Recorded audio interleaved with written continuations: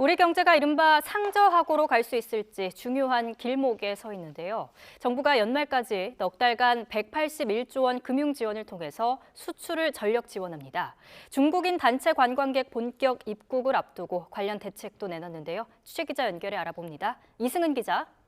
네, 경제부입니다. 네, 오늘 오전 열린 정부 합동 비상경제장관회의 내용 전해주시죠. 네, 회의 모두 발언에서 추경호 부총리는 우리 경제가 회복 단계 초입에 있는 것으로 보인다고 말했습니다.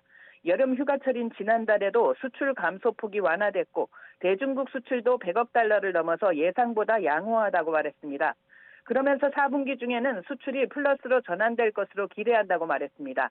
이에 따라 정부는 수출 반등을 촉진하기 위해 연말까지 무역과 수출에 181조 원을 공급하며 총력 지원에 나서기로 했습니다.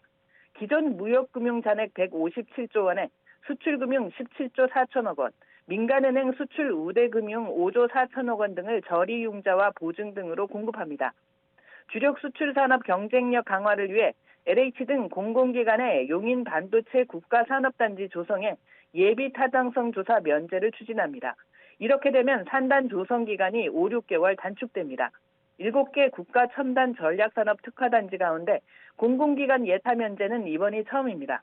2차 전지의 경우 특성화대학을 3곳 신규 지정하고 포항 특화단지 용수공급시설 구축을 지원합니다. 내년부터는 국가 첨단 전략산업 유턴기업의 경우 투자금의 최대 절반까지 보조금을 지원합니다. 새로운 수출 동력을 만들기 위해 K콘텐츠 전략펀드는 1조 원 규모로 조성합니다. 올해 안에 한중 경제장관 회의와 기업 간 경제협력 교류회를 열어 중국과 경제협력을 강화합니다. 다양한 기업이 수출할 수 있도록 내년 수출 바우처 지원 규모를 1,679억 원으로 늘리고 중동과 아세안 등지에 수주 지원단을 파견하는 등 수출 시장 다변화도 노력합니다. 네, 이번 달 말부터 6년여 만에 중국인 단체 관광객이 본격 입국합니다. 예전만큼 돈을 쓰지 않는 거로 보이는데 관련 대책이 나왔다고요? 네, 코로나19 이전 중국인 관광객은 연간 평균 500만 명에 이르렀습니다. 경비를 평균 1,876달러 쓰는 것으로 집계돼 전체 외국인 평균보다 38% 높았습니다. 올해 들어 7월까지 입국한 중국인은 77만 명. 정부는 올해 중국인 관광객 200만 명 유치를 목표로 세웠습니다.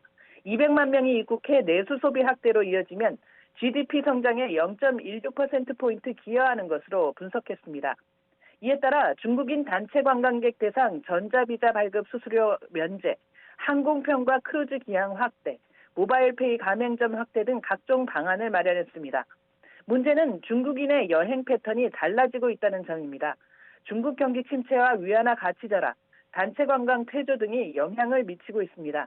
정부는 저가 관광을 퇴출하고 고부가 상품 개발을 추진하기로 했습니다. 지금까지 경제부에서 YTN 이승은입니다.